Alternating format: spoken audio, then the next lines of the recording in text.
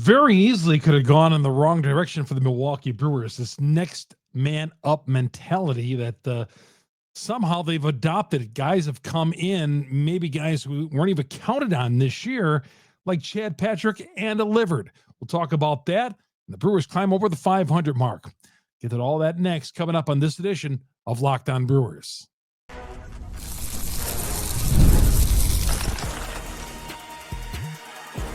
You are Locked On Brewers, your daily Milwaukee Brewers podcast. Part of the Locked On Podcast Network, your team every day. It's just a beautiful night to be out at the ballpark and to see Chad Patrick take the hill and get the job done again for the Milwaukee Brewers. He's made 7 starts, and you could argue he's been good in all of those in one form or another, whether it's been a few innings or like he did on Tuesday night when he pitched into the 7th inning. Good to have you along. Chuck Freeman here on Locked On Brewers, part of the Locked On Podcast Network. We are your team every day. Thank you, everybody, for making us your first listen to every day. And the Brewers they're not getting, I'm not going to say they're there just yet, getting their edge back. You know, Murph talked about getting their edge back. They won 3 in a row. Wouldn't say go that far just yet, but they're pitching. Starting pitching has just been spectacular. You look at all the guys that they've lost this year, and once again, Chad Patrick, a guy who was not counted on this year. All right, he's on the 40-man, but a guy who had a great year last year at AAA and did not make this team. In fact, the Brewers thought Elvin Rodriguez was better than him, and he made the opening day roster.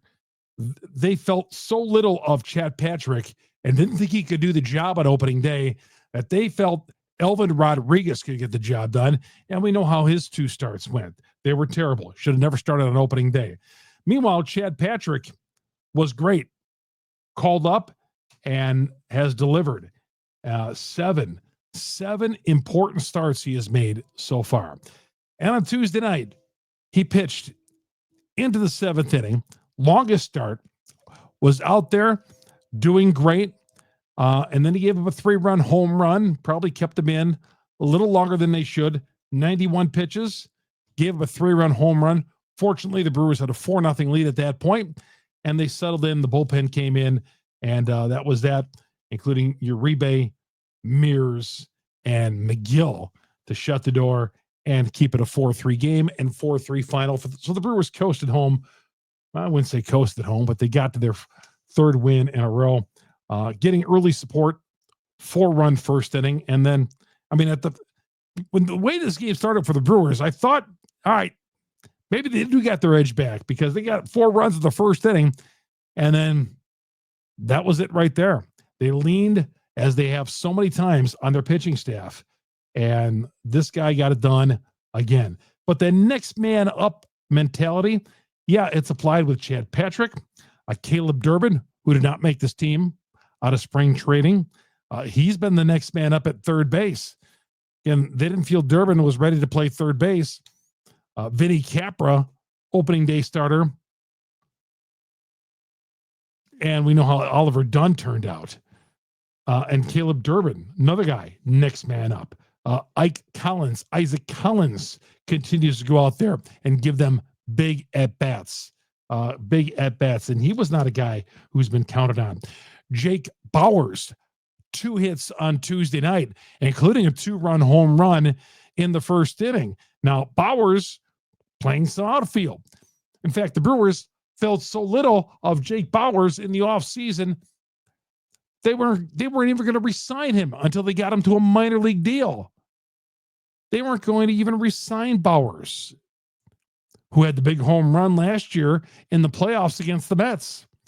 And Bowers has come in and done a nice job in right field. They needed somebody in right field, especially now without Sal Frelick out there. And we'll get his injury update coming up here in a little bit. But Frelick has been out, and Bowers has filled in and been just great out there in the outfield.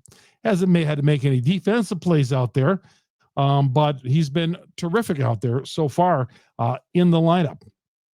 So again, when the Brewers brought him in, they thought, okay, we'll play him some first base against tough right-handers that we're not going to choose to use Rhys Hoskins for. Well, Bowers has come in and didn't have a very good year last year. He's making amends for it this year. So far. So Ike Collins, Bowers, Durbin, Patrick, there's others too. The Brewers' next step mentality, because with all the injuries that they've gone through, this could have turned into a disaster for the Brewers. Could have turned into a disaster for the Milwaukee Brewers. Nick Mears, a guy they got for nothing from Colorado last year. And the Brewers somehow felt like this guy could be something special. They put him on the postseason roster. And this year, a .068 ERA. A .068 ERA. Getting guys, starters out of jams. Getting out of messes. Calming things down. Nick Mears has been just that. Nice fastball. Mixing it up. Nick Mears has been really, really good out of that bullpen. Let's not forget our guy, Abner Yuribe, too, who's kind of flying out of the radar these days. I know he got in some trouble on Tuesday night. Okay. But Contrarus bailed him out by throwing down the second base and getting Altuve trying to advance on a pass ball, a ball that skipped away from Contreras in the dirt, actually. And, Contreras threw him out 2-4. But, that's what a team like the Brewers have got to do. Guys have got to pick each other up. And the Brewers are really good at doing that. Now, the record isn't really good. They're back over the 500 mark for a first time, 19-18 on the season. And they'll face Framber Valdez coming up on Wednesday afternoon. And we'll talk more about that coming up here in a little bit. But as I've been saying, the Brewers have got to go on a little bit of a roll. Hopefully this is. Let's see if they can complete the sweep on the Astros coming up here in a few hours. It would be huge. It would be huge if the Brewers can keep this thing going. Did Pat Murphy let the cat out of the bag? Did he say something he wasn't supposed to say today? Out of nowhere, we're at the press conference and he drops a bomb on us that William Contreras could have a fractured finger. He says there's occasion where he's not catching balls and it's bothering his finger. He said Contreras can't hold the bat. He can't swing the bat. And if the ball hits the glove at a certain spot, it hurts his hand. And Murphy says Contreras could have a fractured finger, a broken finger. He had x-rays done after the game. They don't need that. And this explains why Contrarus is struggling this year. This explains it right here, that he may have a broken finger. We'll see what happens if he's even in the lineup coming up, or if Haas takes that turn. But we'll watch that out and we'll find out after the game, obviously, or before the game tomorrow. What's the latest with Contreras? But yeah, Murph kind of mentioned that, and we're sitting at the press conference, us in the media, and we're like, wow, he just dropped that on us from nowhere. And he was up there talking. It was kind of a matter of fact. Well, he may have a fractured finger. What? One of your best fingers, one of your best players may have a fractured finger? Say what? Yeah, Murphy. Just kind of laying that one on us tonight. So that was something. But we'll find out again. The x-rays are done, and we'll find out coming up on Wednesday, either before or after the game. But Contreras made one of the key plays of the game. One of the key plays of the game when he, let's see what inning that is here. I'm looking at my scorecard. In the eighth inning, a 1-out walk to Altuve, and he got thrown out. A ball popped away from Contreras. A speedy guy like Altuve got thrown out at second base. Contreras pounced on it, threw down to second base, And the tag was made by Terang because the next batter walked, and then Christian Walker singled, which would have drove in Altuve and tied the game at 4. But Altuve, getting thrown up by Contrarus, made the second out, and then, like I said, Paredes walked, Walker singled, and then Diaz bounced out to short to end the inning. But really good relief help and a terrific play, maybe the play of the game right there, to save the game for the Brewers, prevent that thing from going extras, as Contreras made the throw and may have a broken finger. All right, when we come back, the roof was open. The roof was open. Should that be open more? And Brandon Woodruff, could he be starting this weekend in Tampa? We'll get to that coming up next here on Locked On Brewers. Locked On Brewers, part of Locked On Podcast Network. We are your team every day. A beautiful night to be out at the ballpark. We'll get to that coming up here in a little bit. One of our great sponsors, Wonderful Pistachios. Hey, I tell you, I had Wonderful Pistachios. I had the pistachios in my yogurt today after I got done my workout, my 40-minute workout. Went and ran for 40 minutes, came back, went in the refrigerator, got out the yogurt, the low-fat yogurt, threw in a bunch of Wonderful Pistachios, and called it a day. Wonderful Pistachios, one of the highest protein nuts out there. Each 1 ounce serving has got 6 grams of protein. That's giving you over 10% of your daily value. They're packed with fiber, better for you unsaturated fats. It'll keep you feeling fuller longer. And really, that's what we want. And the No Shells Wonderful Pistachios variety, the grab and go ease, you can eat those by your desk when you're dropping off the kids, maybe on your way to golf league or whatever. Pistachios are the snack that works as hard as you do. So get snackin', get crackin' with the snack that provides a protein punch. Visit wonderfulpistachios.com, wonderfulpistachios.com to learn more. Learn more of how they provide all 9 essential amino acids and the 6 grams of protein with 1 ounce of serving, giving you over 10% of your daily value. That is Wonderful Pistachios. Chuck Freeman here on Locked On Brewers, part of Locked On Podcast Network. We are your team every day. Get our podcast, by the way, on Google, Spotify, Apple, wherever you download your podcast. We're the #1 Brewers podcast on the internet for all those reasons right there. We are giving you daily Brewers content every day right here on Locked On Brewers. And, of course, right after the game, we have these short 60-second drops that we do on Twitter. I tweet them out. But if you subscribe to our Locked On page on YouTube, you're going to get them. After every game, you'll get these. Again, go to our growing YouTube page, search Locked On Brewers, hit the subscribe button, hit the bell that alerts you every time we drop an episode here on Locked On Brewers. And, of course, on our audio platforms as well. Go to wherever you get your audio platform, podcasts, wherever you go, Apple, Spotify, you name it. We're on all the platforms out there. And make sure you set the alert. And, of course, I always remind you when I drop them on, when I tag you on my Twitter page, my account, Chuck Freeman, FREIMUND. Yeah, the roof, first time this year.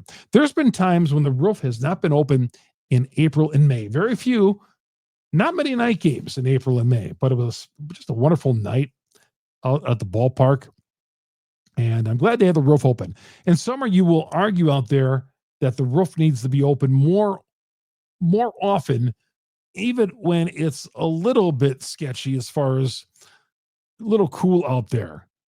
See, I think with the roof, if it's cold outside or cool, shut the roof. You got the lake right there. You got those breezes coming off the lake. We all, we go to Wisconsin. We're from here. We understand that. What they won't do is if there's showers in the vicinity or even showers like in Madison, they'll close, and the showers could be drifting north and they'll still close the roof. I don't know. I would rather take a chance that keep the roof open and that the showers are going to miss Wisconsin, and then you close the roof if it starts raining. If it starts raining, you close the roof and maybe have a little delay. But I would love to see the roof open in the summertime if there's showers in the vicinity. Not when it's a 50-degree day. And remember, we're going to get the heat pumped into this place, right? That's part of the upgrades of AmFam Field. We're going to get heat pumped in this place. So when it gets like 30 or 40 degrees outside, it's going to get a little warmer. Yeah, because parts like last Friday night, it was AmFam Field. The roof was closed. That was cold in there. It was cold. Let's get that heat in there. Let's get that heat. But in the summertime, as we know, it can get kind of dicey in there when they close the roof. That I get. When you have showers in the vicinity and it's 80 degrees outside and you got the roof covered up, man, it gets hot and sweaty in there. I don't have to tell you that. If you've been there for a game, an afternoon game, especially when it's 80 degrees and that roof is closed, not good. And sometimes they'll keep that thing closed. Even if the showers miss Milwaukee, they'll keep it closed. But on a cool night, don't open it, I say.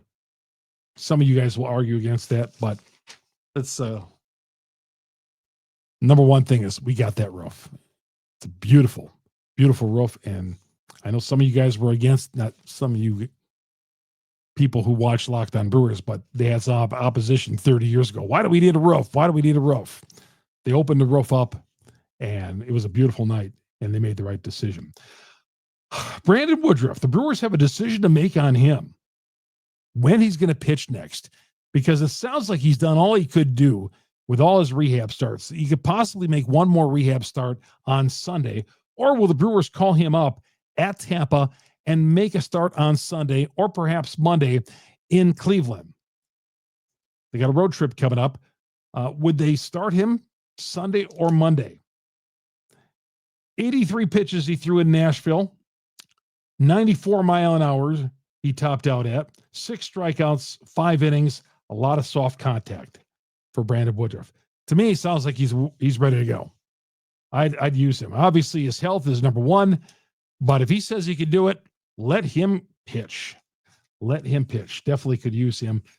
And imagine Brandon Woodruff added to this mix. Okay. He comes up here and he's solid. Who does he replace the rotation? Let's get him up here first and let him pitch.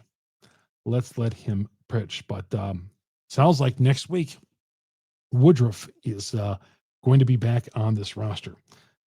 Josh Hader, by the way, the former Brewer, as he was walking to the bullpen late in the game, cameras focused, the scoreboard camera focused on him, and it was great. Fans gave him a round of applause because Josh Hader did great work here. He shouldn't have been traded in 2022 during a pennant race, and they traded him. They never gave him, like Devin Williams, they never gave him a contract extension. They were right on Devin Williams, maybe not to give him one. And they had Williams as a closer in waiting when they traded Hader. But Hader had a great run here, a great run. Joined the team, big part of the 2018 season he was, and going forward. But yeah, Josh Hader, was great to see him. Doesn't have the long hair, but he's making a lot of money in Houston when he signed with them as a free agent. All right, we come back. We will look at Wednesday's pitching matchup and see what the Brewers have to do to win this game. And the Cubs blew one. How about that? The Cubs blew one. We'll take a look at the standings as well and what's on tap for Wednesday. All that coming up next here on Locked On Brewers. Locked On Brewers, part of the Locked On Podcast Network. We are your team every day. And I know early morning hours in my neighborhood, you see some of these guys in the guys who make our country move. And those are the guys whose job is the skilled trades. Supply house. I turned a guy on down the street, the supply house. Plumbing, HVAC, electrical work, supply house, the reliable way to order products online. And I told it about to my buddy down the street here. He's not a big sports fan. He works sun up to sundown in the skilled trades, And he said, yeah, I love it. Supply House, easy to use website, complete inventory, over 200,000 parts from 400 plus top brands. You'll find exactly what you need delivered fast from coast to coast. If you ever need help with an order, Supply House offers expert support, industry-leading service. You'll always talk to a real person. And for the trade pros looking for that extra edge, you get a free Trademaster program. They offer it, offering exclusive perks, dedicated phone line, free shipping, discounts at every order. Thousands of skilled professionals already taking advantage. Now it's your turn. Join the Trademaster program today. Supplyhouse.com/TM. Start ordering plumbing, HVAC, and electrical supplies with just a few clicks. Use the promo code SH5 for 5% off your first order. That's supplyhouse.com. Supplyhouse.com. And down the stretch we come here on Locked On Brewers. Afternoon game, 12:10 Central Standard Time. Quick turnaround. Got out of the ballpark. Left there at around 11:30 tonight. And April and May, they have these like noon starts. And then I think once we get to June, we'll get back to the afternoon 1:10 first pitch starts.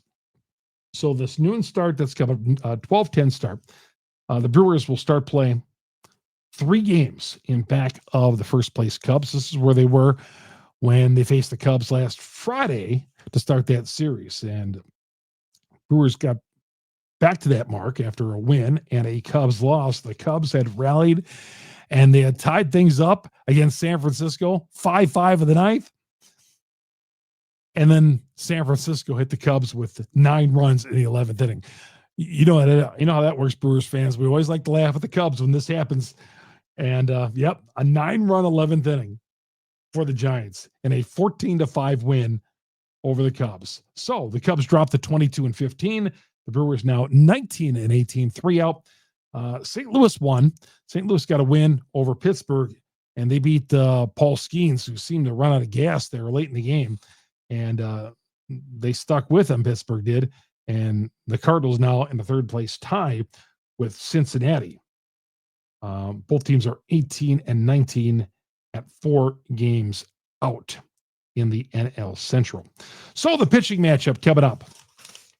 I feel like Brewers fans have been piling on me too. Quinn Priester. Me piling on because I thought they gave too much up for him.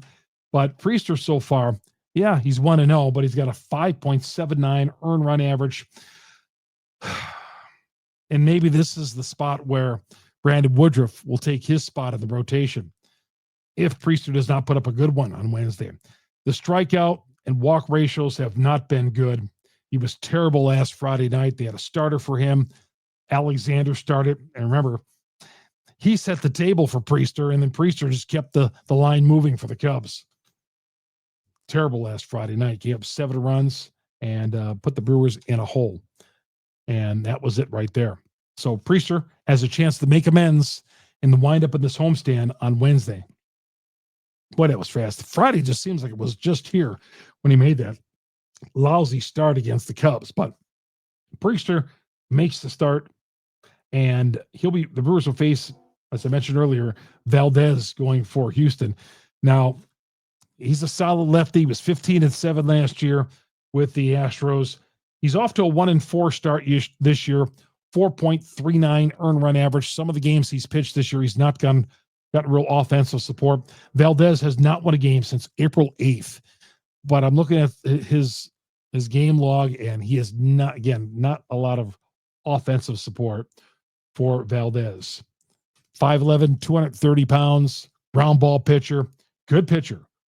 Framber Valdez pitching as the Astros try to avoid the sweep of the Milwaukee Brewers. Let's keep this train going. Let's get this thing done and get the sweep. We'll see if I think temperatures are going to be in the 60s. It's going to be a little cooler out on Wednesday, so don't know if the roof will be open. We'll see. No chance of rain, though, but cooler temperatures. We'll see what the Brewers, and this goes back to what I was talking about a little while ago.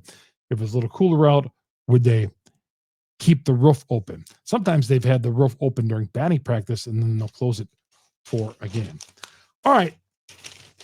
And then the Brewers will have a day off on Thursday, head to Tampa on Friday for a weekend series with them as their run against the American League continues. Brewers are playing a bunch of American League teams as of late, And then they'll play Cleveland next week and then come home against the Twins the following week. 6-game homestand winds up. And, of course, we'll be here a little bit later on Wednesday night, dropping an episode of Locked On Brewers and talk more about our favorite team. Hopefully they can close the gap. Maybe San Francisco can notch the final game against the Cubs, and the Brewers win their game, and they're 2 games out going onto this road trip. Again, our podcast, you get it on Google, Spotify, Apple, wherever you download your audio podcast. We're the #1 Brewer podcast because you guys make us your first listen to every day. Please, if you listen to us on the audio pages, wherever you listen to us on any of the platforms, follow us on YouTube. And if you're watching us on YouTube, you see our beautiful studio here, Locked On Brewer Studio. And we come at you 5 days a week right here on Locked On Brewers from the YouTube studio, the Locked On Brewer Studio. Again, hit the subscribe button, hit the bell on Locked On Brewers. Once you do a search for us, we're there. We are on YouTube. That's going to do it. Chuck Freeman, Locked On Brewers, part of the Locked On Podcast Network. We are your team every day. Have yourself a great Wednesday, everybody.